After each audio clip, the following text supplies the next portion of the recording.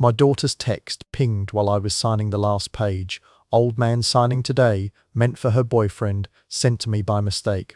I'm Elliot Rhodes, 64 years old, retired machinist, part-time shop foreman at a small supply yard.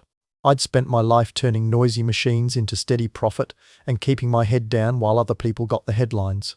That morning, I was in a downtown law office, mahogany table, too.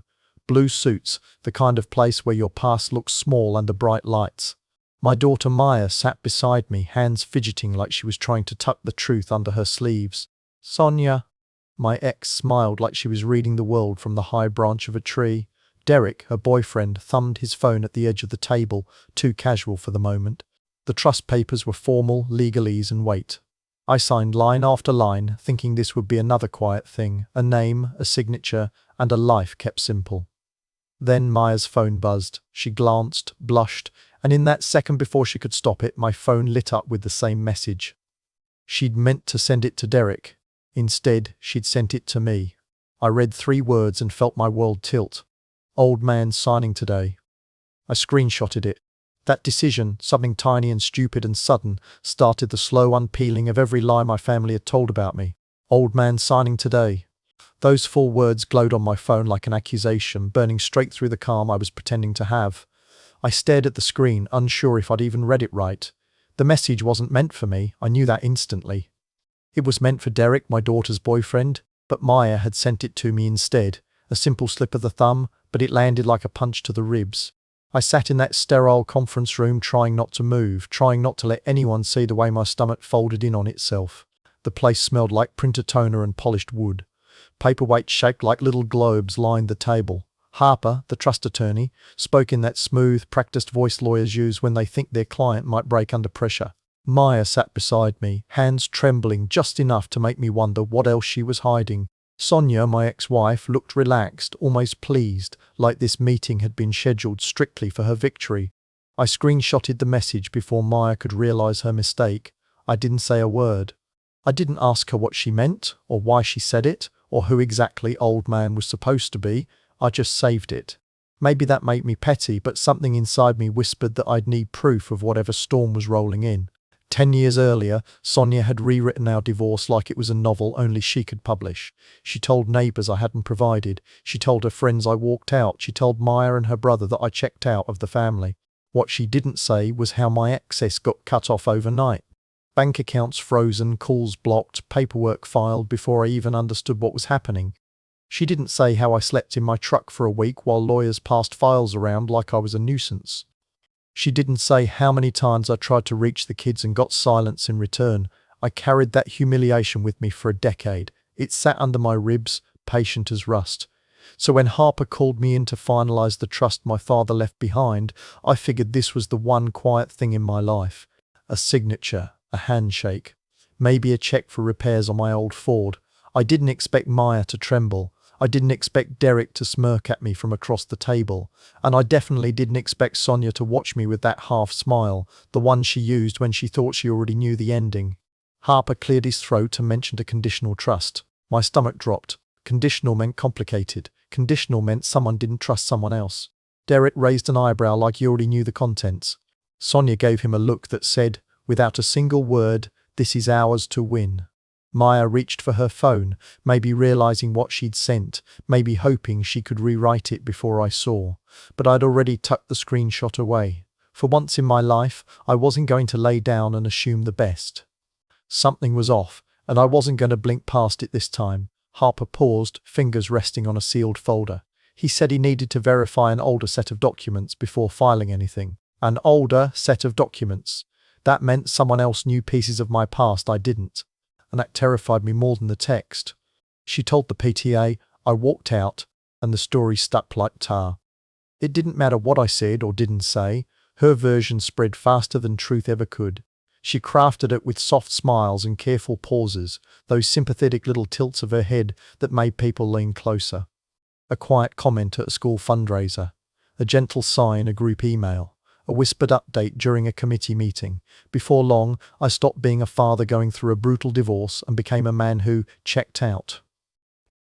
It was astonishing how quickly people accepted it. Maybe they liked having a villain. Maybe I made it easy by keeping quiet. Back then, I didn't know the full scale of what she was doing. I didn't see how account access was being stripped from me. First, my debit card failed at a gas station, then my bank login stopped working. When I went to the branch, the teller gave me that polite, tight smile people use when they think you're lying. She said the accounts had been reallocated. That wasn't even a real word for what happened, but I didn't know enough to fight it. I called the kids, no answer. I left messages, no replies. Later I learned Sonia had blocked my number on their phones, telling them I needed space. She made herself the hero of the story, a woman abandoned but strong, raising kids alone, rebuilding life despite a feckless ex-husband. Maya's teenage silence wasn't rebellion, it wasn't anger. It was confusion shaped by the only narrative she'd been given. She grew up thinking I'd chosen absence. I can't blame her for that, not anymore. She was a child listening to the parent who still paid for school clothes and signed field trip forms. Sonia knew exactly what she was doing. Sitting in that conference room decades later, Harper explained how the trust I was signing had been created 20 years before, long before the divorce, long before things fell apart. My father had left behind a small patch of land, some accounts I never knew existed, and a handful of shares in a company I'd helped years ago with some rough blueprints. He never told me. Maybe he thought I'd reject the help.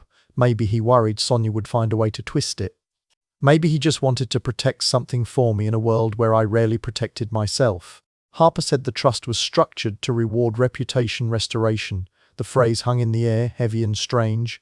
Derek let out a small scoff, like he'd just heard the plot of a bad movie. "What is this?" he muttered. "Some kind of storybook stunt?" He didn't bother lowering his voice. A couple of the paralegals exchanged glances, half pity, half curiosity, like they were watching a slow-motion car wreck. I felt heat rise in my face, that old familiar humiliation climbing the back of my throat. For a moment I wondered if maybe I didn't deserve any of this. Maybe Sonia was right. Maybe the world had judged correctly the first time. Then Harper reached for a sealed envelope, thick and yellowed at the edges. On the front were 5 words in my father's sturdy handwriting. "If the family laughs, open." I stared at it, unable to breathe.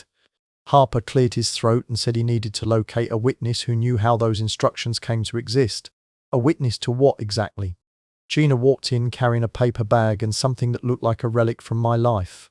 She wasn't family, wasn't a lawyer, wasn't anyone Sonia would ever consider important. She was just my next-door neighbor, the woman who watered her garden at 6 in the morning and waved at passing dogs. Ordinary, gentle, private. But when she stepped into that conference room, she moved like someone who'd been waiting years for her moment. "I brought what he asked me to keep," she said, placing the paper bag on the table. Sonia's eyebrows lifted like she'd smelled something unpleasant. Derek leaned back in his chair as if the whole situation amused him. "Maya, though?" She leaned forward, recognition flickering across her face. She remembered Gina from childhood summers, from shared fences and backyard birthday candles. Harper nodded respectfully. "Mrs. Moreno, thank you for coming." Gina reached into the bag and lifted out a battered tin lunchbox. The faded blue paint was chipped, the metal dented on one corner. I knew it instantly. It used to hold nuts and bolts when I worked at the machine shop. My father had labelled it with masking tape. E.L. Elliott, Key E.E.G.E. Key E.E. Elliott. What is this? A time capsule? But when Gina set it on the table, her hands lingered like it was something sacred. "Your father gave this to me before he passed," she told me, "said to only return it when things started to bend wrong." His words. Something tightened in my chest. My father had always spoken in strange, quiet lines, simple phrases hiding deeper warnings. Harper unlatched the tin. Inside were my old tool labels, a couple of washers, and beneath them, wrapped in waxed paper, a thin ledger and an envelope sealed with dusty bank stamps from decades ago. The room fell silent. Harper unfolded the ledger. My father's handwriting filled the pages, neat, blocky, unmistakable. Little entries, dates, dollar amounts, names of places I'd barely remembered. Then a line written darker as if he pressed harder while writing it. "For Elliot if he ever needs a reason to stand." I felt the words land deep. Derek whispered something about vintage bookkeeping, but even he fell quiet when Harper began reading the entries aloud. Small investments, land purchases, a warehouse lot near the industrial district. A tiny rental cottage by the shore I'd never even heard about. And tucked between them, one deed filed under a corporate alias. Maya covered her mouth. "Dad, he did all this." Sonia finally spoke, voice brittle. This proves nothing. Anyone can scribble numbers in an old notebook. But her composure cracked when Harper placed the deed copies beside the ledger. My father's signature, verified notaries, dates matching years when Sonia had sworn he was tight on money. Gina folded her arms. He trusted people who didn't make excuses. The ledger included a small note at the bottom of one page. Employee trust workers are the backbone. Next to it were 5 names listed as stakeholders. It wasn't charity, it was planning, responsibility. A murmur spread across the room. Greed sparked in Derek's eyes as he whispered about undisclosed property and short sales. Sonia stiffened, calculating angles. But Maya, her shame became guilt, then something softer understanding. Harper turned another page, then stopped, his face changed, thoughtful and cool. "There's a clause here," he said, tapping the paper. "One that only activates if public humiliation occurs." I felt the air shift around us. A clause meant for me. A clause my father believed would one day be needed. And Harper looked directly at me as he said, "It may have already triggered." I found my father's handwriting where he'd hidden it, in a ledger that said "worker shares" in the margins. The words felt heavier than the paper itself, like they carried every hour he'd spent bent over blueprints or hauling scrap metal to make a few extra dollars. Harper began reading the entries aloud, and suddenly I could see my father's life in numbers. $20 saved after selling copper coils, 40 from a weekend repair job, a surprising 200 from a scrap buyer who must have liked him. Every bit of it went into small, steady purchases of shares in a regional logistics company. I barely remembered helping him diagram when I was younger. He'd never mentioned he kept buying pieces of it in cash. He'd never told me he believed in anything that deeply. The names in the ledger pulled at memories, men who'd stopped by our old garage, drinking cheap coffee and talking about keeping food on their tables. Earl Hansen, Dwayne McCall, Sheila Porter. Honest people who worked long hours and trusted my father because he'd always been the sort who showed up early and stayed late. Seeing their names labelled as stakeholders made my throat tighten. He hadn't built a fortune, he'd built dignity, one fragment at a time. Sonia rolled her eyes. "This is sentimental garbage," she said, leaning back like she expected applause. "Your father collected receipts and scribbled dreams. It doesn't mean anything legal." But Harper didn't look convinced, and neither did Tara, the young board liaison sitting near the corner scribbling notes. She frowned, flipping through her tablet. "If these entries match the filings from the early years," she said, "it could raise governance issues. Worker shares weren't typical back then. It means he was planning something quietly." Derek pretended to be bored, though I caught him tilting his phone to snap a picture. Probably posting some smug caption for his friends. Something like, "Inheritance drama lol." He thought nothing about this room could touch him. He didn't understand how public things could become, how fast truth could travel when arrogance lit the match. Harper kept reading. One line in the ledger made everyone look up. "Heir must reclaim his name publicly. Workers deserve the truth." Under it, another note in smaller handwriting, "The apology must come from the right place, not shame." I felt a strange heat build in my chest. For years, shame had been the only thing I knew. Shame from the divorce, shame from the whispers Sonia crafted, shame from neighbors who believed a narrative she built with perfect precision. But now anger slipped through, sharpened by a kind of protective pride for my father, for those workers, for the man I might still be if I stopped letting other people speak for me. Tara cleared her throat again. "If these worker shares exist, corporate pressure might show up. Companies don't like discovering ghost stakeholders, rumors, interference, the kind of trouble that meant my father had pressed deeper into something important." Harper closed the ledger softly. "To authenticate this," he said, "we need someone who was there at the beginning. Someone who knew your father well." Sonia smirked as if expecting him to name her, but Harper didn't even glance her way. "We'll need an affidavit," he said, "from a long-time employee, and his name is Ramon Vega." The room stilled. Sonia's smile finally slipped. Because Ramon Vega had every reason in the world to tell the truth, especially if the truth never favored her.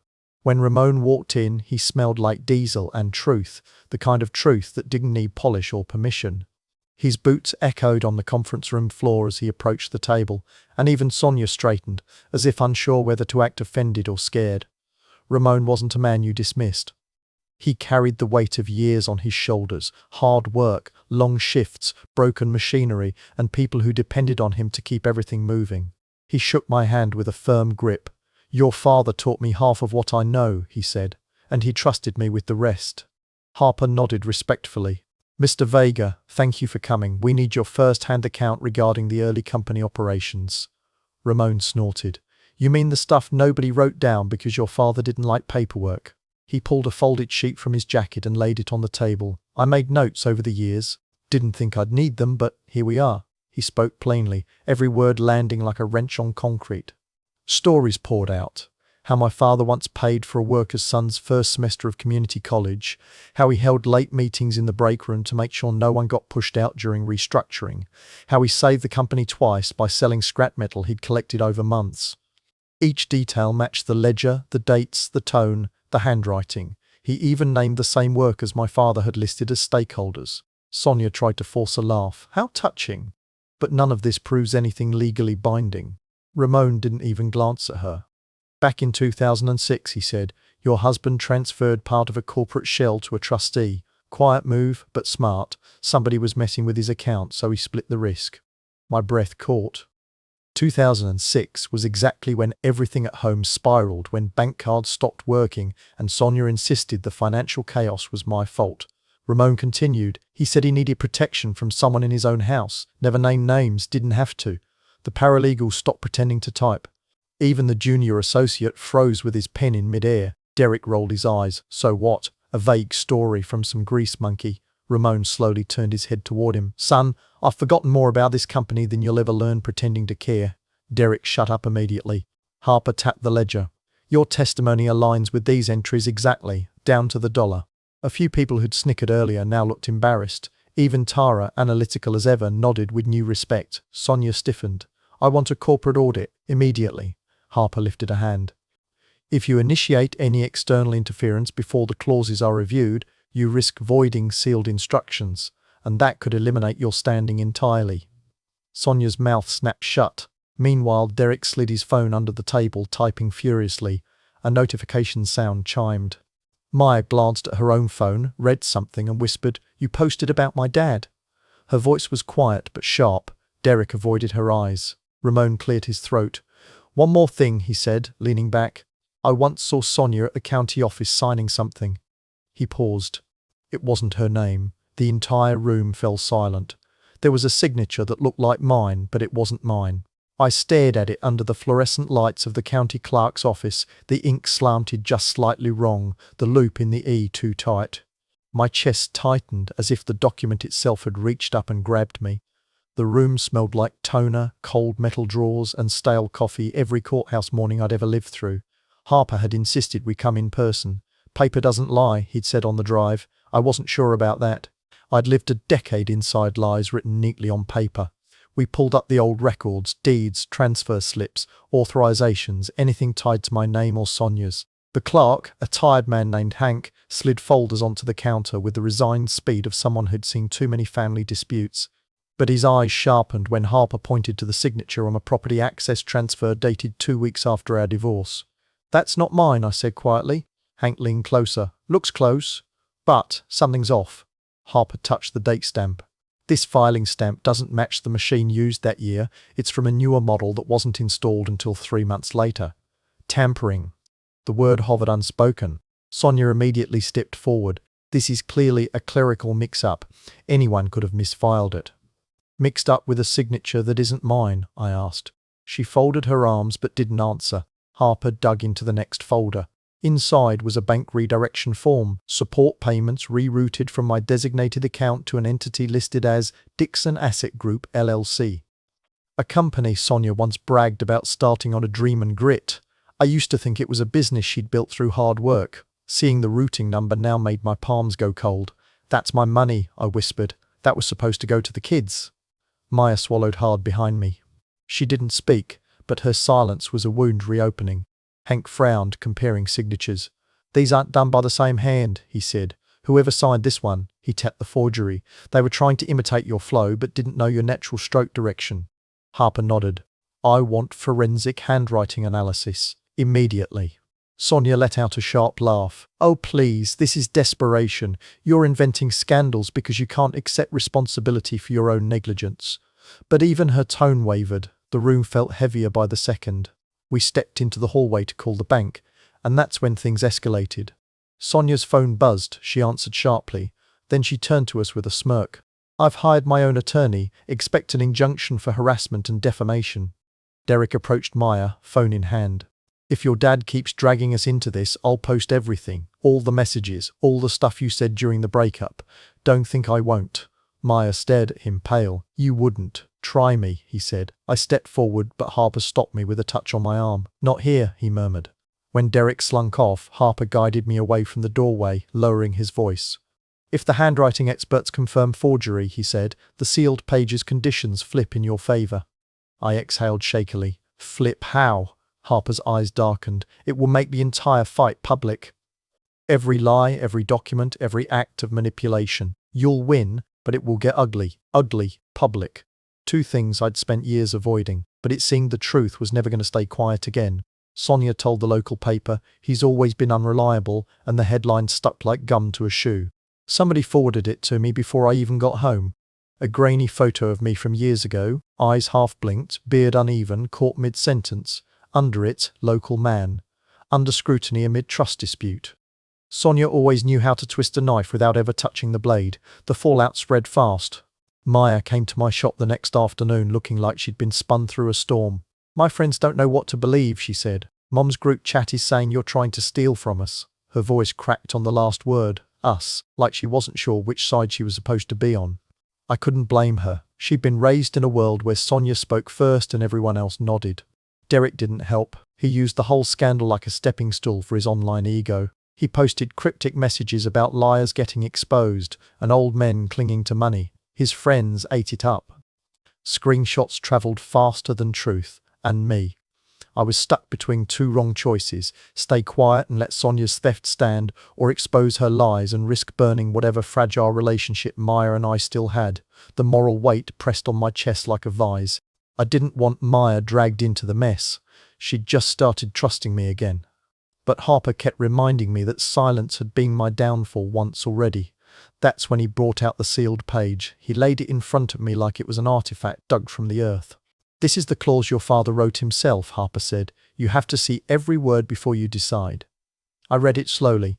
The heir must reveal the truth publicly about the family theft, the accounts, and the narrative that harmed him.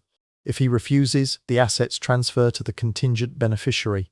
The contingent beneficiary wasn't a person. It was a corporate foundation based offshore, a place with no emotional stake in anything except profit.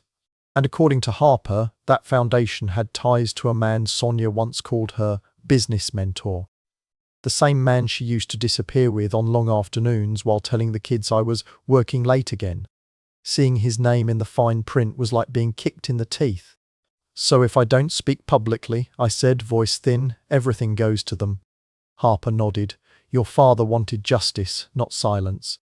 It was a simple sentence, but a cruel choice.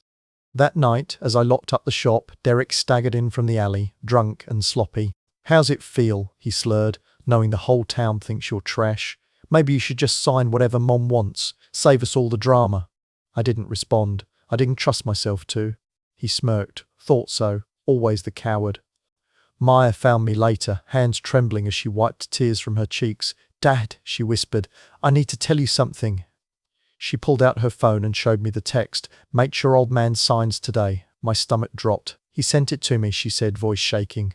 He meant to send it to Derek, but he texted you. And suddenly everything snapped into place. The betrayal wasn't accidental, it was coordinated, and it wasn't over. My screenshot felt ridiculous and powerful at the same time. Just a blue bubble over a grey one, simple, almost harmless. But in Harper's hands, it became something else entirely. Intent, he said. Proof of coordination. Combined with the forged signature and the redirection forms, this is no longer a family misunderstanding. It's a pattern.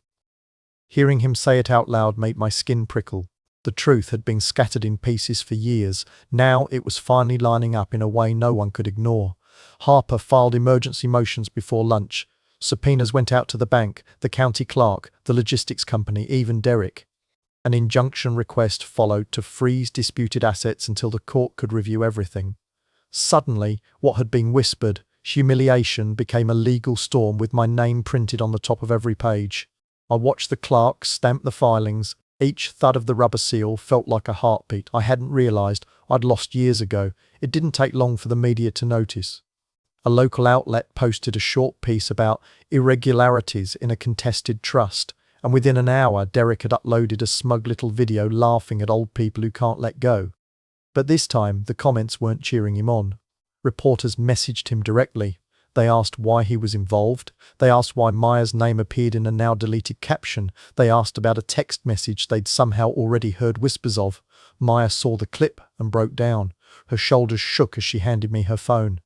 A text thread with Derek scrolled up the screen, him telling her exactly what to say to her friends, telling her how to defend Sonia, telling her that if she didn't help the story, she'd be responsible for tearing the family apart.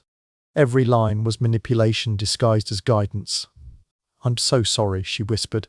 "I didn't tell you because I didn't want you to think I was choosing him over you. He made everything feel like my fault." I pulled her close. "You're not the one who caused any of this." Her apology wasn't just for the text.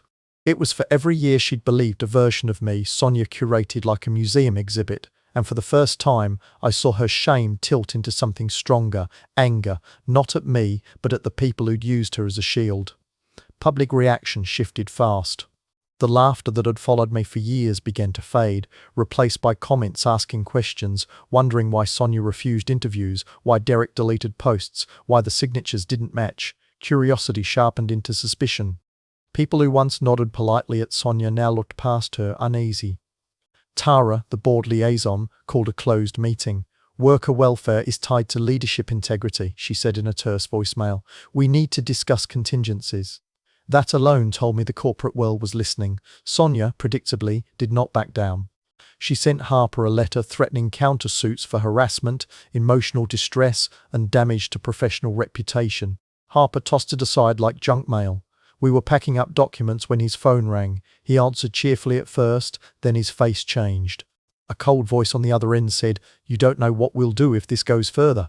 And the line went dead. Harper stared at the phone, jaw tight. Someone out there wasn't afraid of lying, but they were terrified of the truth. They called it a special meeting, but it looked a lot like a place to polish reputations.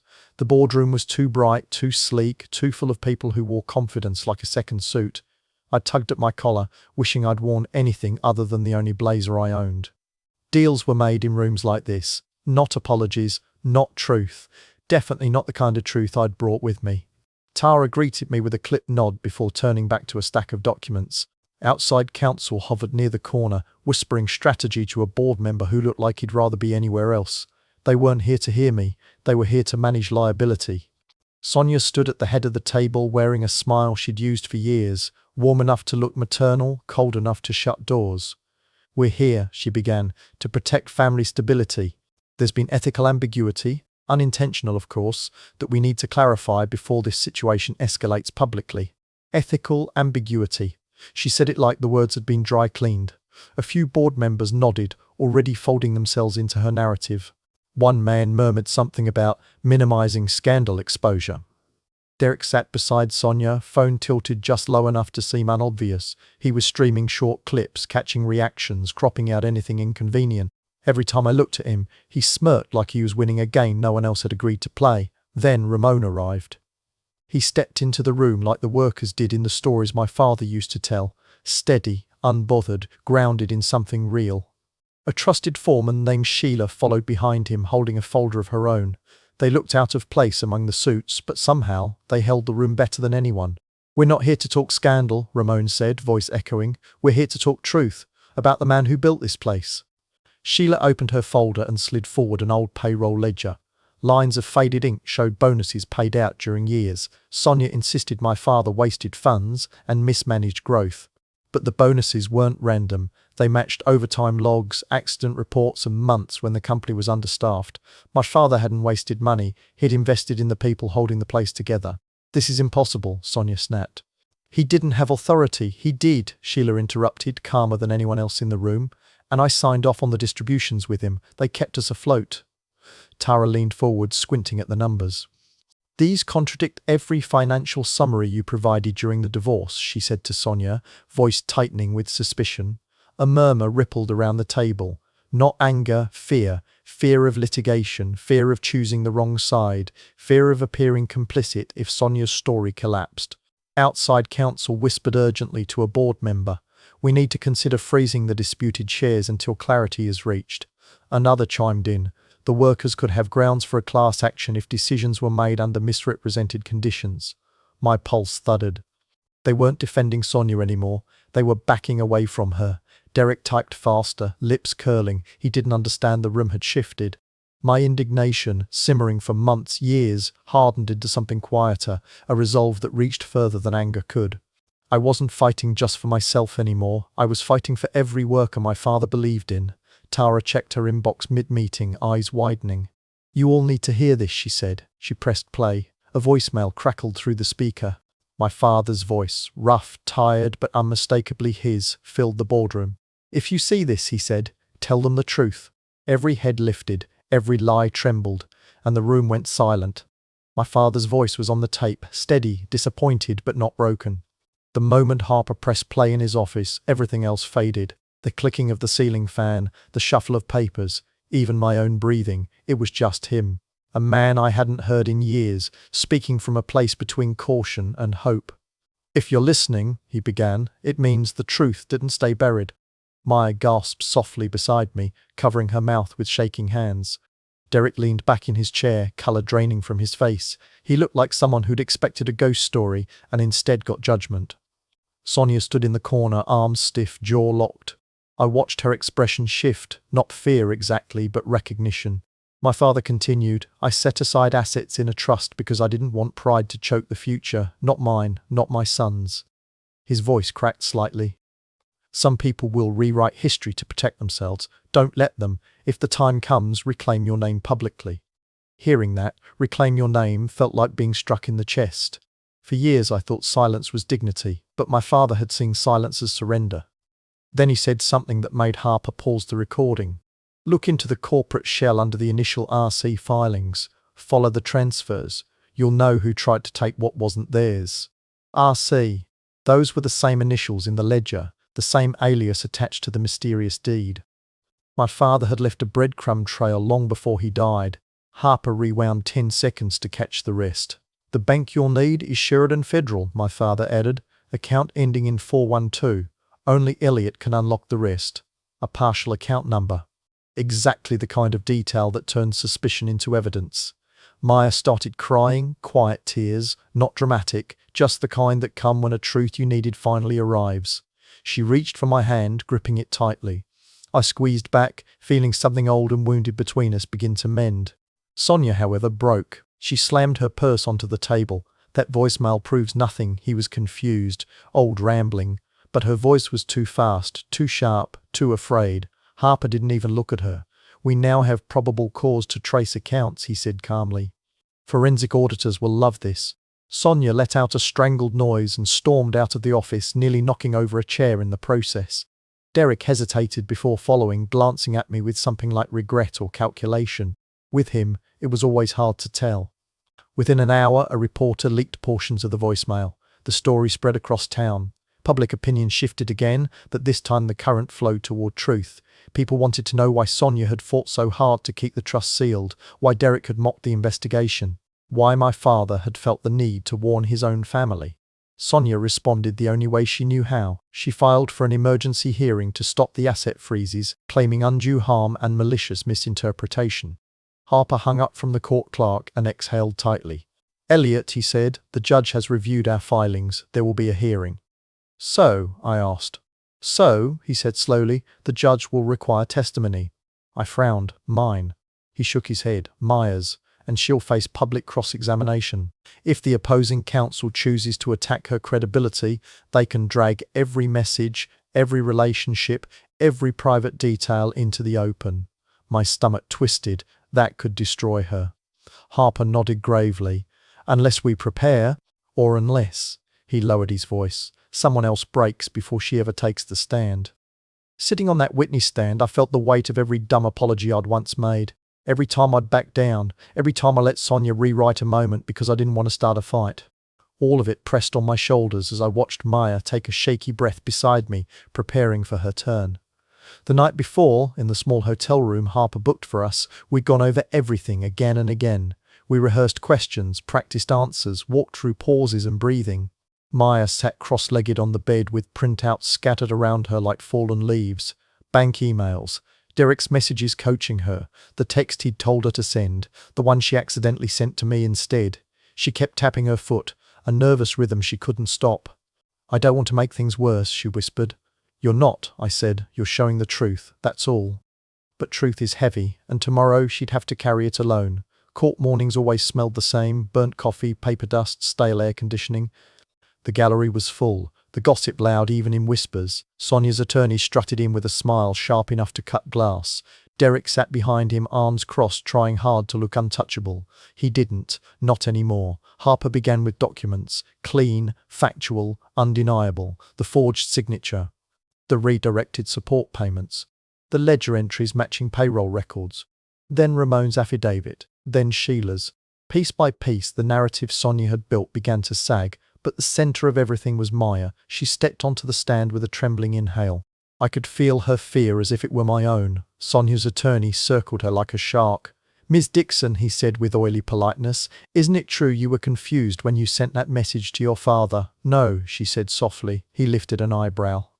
"Confused, pressured, emotional. These things happen, yes." She swallowed. "Not confused." He stepped closer. "So you willingly sent a message designed to manipulate a legal signing?" The courtroom tightened. Maya froze for half a second, and I felt my chest collapse. But then she reached into the folder on the witness stand, pulled out her phone, scrolled and held it up. "This," she said, voice breaking but clear, "is the exact text Derek sent me." She read aloud, "Send him the line, make it look accidental." A gasp tore through the room. Even the judge's eyes lifted. Derek's bravado shattered. He slumped back in his seat, face draining of colour. The attorney sputtered. "Objection, context, misinterpretation." But Maya wasn't done. "He told me if I didn't, I'd be ruining everything. He said only Mom could fix our family's future." I believed him. I shouldn't have. Her voice cracked, but she didn't look away. The gallery murmured, some sympathetic, some judgmental, all electrified by the honesty cutting through the courtroom. I had been humiliated so many times in this place, in rooms like this. But as I watched my daughter tell the truth, I felt something shift. I wasn't flinching from eyes anymore. I was standing for something. For her, for my father, for myself. A financial auditor took the stand next, testifying to irregular transfers linked to the corporate shell. Numbers matched the ledger, dates matched the forged forms. The pattern was clear. Then the judge leaned forward, fingers steepled. "One question," she said, scanning the documents. "Who benefits if Elliot refuses the public reclamation requirement?" Harper didn't answer. He didn't need to. Every eye in the room turned toward the name on the contingent foundation, Sonia's corporate ally. And suddenly, the motive snapped into horrifying focus. There it was, in black and white: reclaim the name publicly or lose everything to a stranger. Harper stood before the court, reading the clause with the same tone a surgeon might use, announcing a life or death prognosis. The words hit the room like a thrown stone. "The trust's transfer to Elliot Dixon," he read, "is conditional upon his public reclamation of his name and a restorative address to the company and community. Failure to do so transfers assets to the contingent beneficiary, Sheridan Outreach Foundation." I'd never heard the name before I saw it in the documents. Now everyone knew exactly who sat behind that foundation. Sonia's old business ally, a man whose handshake felt like sandpaper and whose smile never touched his eyes. If I refused, he would take everything my father built, everything he hid, everything he protected. Derek let out a low whistle. "So it's basically a public performance. Great, make sure you get his good side." He lifted his phone as if framing me through a camera lens. Sonia shot him a look, but turned it into a polished sigh. "Your Honor, this clause is vindictive. My ex-husband has already suffered enough, forcing him to humiliate himself to receive what should naturally be his." "Objection," Harper cut in. "This isn't humiliation, it's restoration." But Sonia kept talking, leaning into her victim tone. "He wants to frame me as the villain when all I've done is stabilize our family. If he goes public with this circus, our reputation, our children's reputation will be destroyed." Her words hit Maya like a slap. I saw her eyes drop, shame and fear mixing in the way only a child caught between parents can feel. Harper pressed the page into my hands. "This is your father's writing," he said, "his final request, his belief that silence stole too much from him and from you." I stared at the paper. The weight of it pulled on me like gravity. All at once, memories crowded in. Long nights at the shop with co-workers who trusted me, a mechanic who once handed me his last sandwich, small kindnesses I didn't think mattered back then, my father's voicemail telling me truth mattered more than pride, Gina's calm certainty, Ramon's nod that said he'd stand behind me no matter what. Then I looked at Maya. Her shoulders were tight, fear twisting her posture. She'd already endured more than she deserved. Could I really drag her onto a public stage? But the truth was already spilling out. Reporters waited outside, workers whispered in hallways. Lives, past and present, were wrapped in this choice I'd avoided for too long. Dual paths stretched before me. Private peace meant letting Sonia win, letting theft stand, letting lies calcify into history. Public truth meant stepping into a storm big enough to swallow all of us. I closed my eyes for a moment and heard my father, "Don't let pride steal your future." When I opened them, I felt something settle inside me. Fear, yes. Anger, yes. But something stronger, resolve sharpened into purpose. "I'll speak," I said, "at the company meeting, and I will tell the truth." A ripple moved through the court. Derek's grin faltered. Sonia's face drained. I turned to her. "But first, I need one last conversation, just you and me." She leaned in, eyes narrowing. "If you go public," she whispered, venom soft as silk, "I will bury you in litigation and ruin your daughter." Her threat hung in the air like poison. And I realized the fight was only just beginning. I walked into that company room with my hands in my pockets and my heart pounding like a starter motor. The fluorescent lights buzzed overhead, casting that washed-out glow only old industrial buildings seem to have. Rows of workers lined the back, guys in denim jackets, women in safety vests, people who'd hauled boxes, repaired forklifts, balanced books when no one else would. These weren't strangers. These were the people who built the place my father believed in. The board sat at their long table, polished and nervous. Tara nodded when she saw me. Ramon lifted 2 fingers in a small salute. Sonia sat off to the side, rigid and pale. Derek hovered behind her, unusually quiet. Harper gave me a nod. It was time. I stepped up to the mic. My palms were sweating. My throat felt tight. But once I started, the words came like they'd been waiting years. "I owe you an apology," I began. "To the people who worked beside my father, to the people who kept this company alive. To the families who heard one story about me, one that wasn't true. I let silence replace honesty, and that silence hurt all of us." The room stilled. Even the lights seemed to hold their hum. "My father believed in worker-first leadership," I said. "He believed the people who clock in should have a voice in how things are run. His ledger, some of you saw it, shows bonuses he paid when times were tight, shows names he trusted, shows the future he wanted for this company." I scanned the room and found Sheila, hands clasped, eyes wet. "What he didn't want," I continued, "was for his son to lose himself to shame," which I did. And while I was drowning in it, others twisted the truth. I didn't name Sonia, I didn't have to. I held up a copy of the ledger. "This is the proof he left behind. This is his handwriting, his hope, his belief in you. Today I reclaim my name, not because I want the money, not because of the clause, but because you deserve the truth." A murmur swept through the workers, something warm, something electric. "So I'm asking the board to honor what my father built. Create a worker oversight panel. Give employees a stake in decisions. Let this company become what he intended, a place run with integrity." For a moment no one moved. My heartbeat roared in my ears. Then Ramon stood, slowly, deliberately, and he clapped once, then twice. And suddenly the room erupted. Applause, cheers, voices rising from every corner. My knees almost buckled. Respect, real respect, hit me so hard it felt like breath returning after years underwater. Behind them, Sonia's face turned a chalky white. Derek shifted, looking small for the first time. Tara raised a hand for silence. "I moved to transfer control to Elliot Dixon under a worker trustee oversight model," the board murmured. One by one, hands lifted. It passed. Harper exhaled, like he'd been holding his breath for days, but victory didn't get a moment to breathe. Sonia's lawyer stormed forward with a stack of papers. "We are filing an immediate injunction to suspend this transition pending judicial review." Drama snapped back into place like a trap. As the room dispersed, I stepped into the hallway. Maya joined me, eyes shining with relief. Then Derek approached, shoulders low, bravado gone. "I never meant for this to go that far," he whispered to her. Maya didn't flinch. "You did," she said quietly, and for once Derek had nothing to say. Signing the final document felt like sealing a wound, slow but necessary. The courtroom was quieter than any day before, almost respectful, like even the echo of the pen understood what it meant. When Harper slid the papers toward me, I took a breath and wrote my name with a steadiness I hadn't felt in years. Not triumph, not revenge, just closure.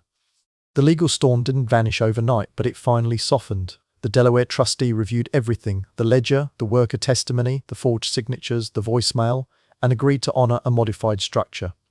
The shares were placed into a community trust, overseen jointly by a worker-elected panel and an outside compliance officer. Exactly the kind of future my father hinted at. I wasn't the sole power, I wasn't the king of anything, but I was no longer the ghost in a story someone else wrote. Sonia faced an investigation, quiet, methodical, and far less dramatic than she feared. Her attorney pushed for deflection, but the documents were blunt. Eventually, she settled out of court and retreated from public view. I didn't celebrate. Watching her unravel wasn't victory. It was just consequence. Derek's fall was faster. One day his social feeds were full of swagger, the next they were wiped clean. He posted a short, awkward video apology, eyes darting off camera, voice shaky. But after that he disappeared. Maya told me she blocked him everywhere. Good. Some endings don't need fireworks. Maya rebuilt slowly. She moved into her own apartment, took a part-time job at a bookstore, and started therapy. She set boundaries with a firmness that surprised even her. Some days she apologized again for the text she forwarded by accident, but I always told her the same thing. You helped bring the truth out. And she did. She grew stronger in the aftermath, not smaller. Gina visited the office one afternoon, walking in like she owned the place, holding 2 cups of coffee and wearing her usual mix of denim and sarcasm. City lawyers, she muttered, handing me 1 cup. All that paperwork and none of them could fix my mailbox hinge. I laughed harder than the joke deserved, because her presence reminded me of my father's way quiet loyalty, simple gestures, the kind that last longer than signatures. Ramon stopped by too. He dropped an old rusty wrench on my desk. Your dad used this to fix the conveyor belt back in '99. Figured you should have it. I turned it over in my hands. Heavy, honest, real. He nodded once before walking out, no speech needed. I reflected on what I'd gained. Not the money, because most of it wasn't mine alone now. What I gained was something that didn't change with markets. Dignity. A reputation restored. A story pulled back from the mud. And a daughter who finally saw me for who I truly was. Not the man Sonia described. Not the man I feared I'd become, but someone worth standing beside. On my last day before the new trust board took over, Harper handed me a single key. To your office, he said. Visit whenever you want. Not to rule, just to stay connected. I slipped it into my pocket. A simple key, plain metal, nothing flashy. But it felt like the whole journey condensed into one object. I walked outside into the winter sun, breath rising in small clouds, and whispered the truth I had earned. My father left me more than paperwork. He left me a reason to stand. Subscribe for more stories where a single page can reset a life.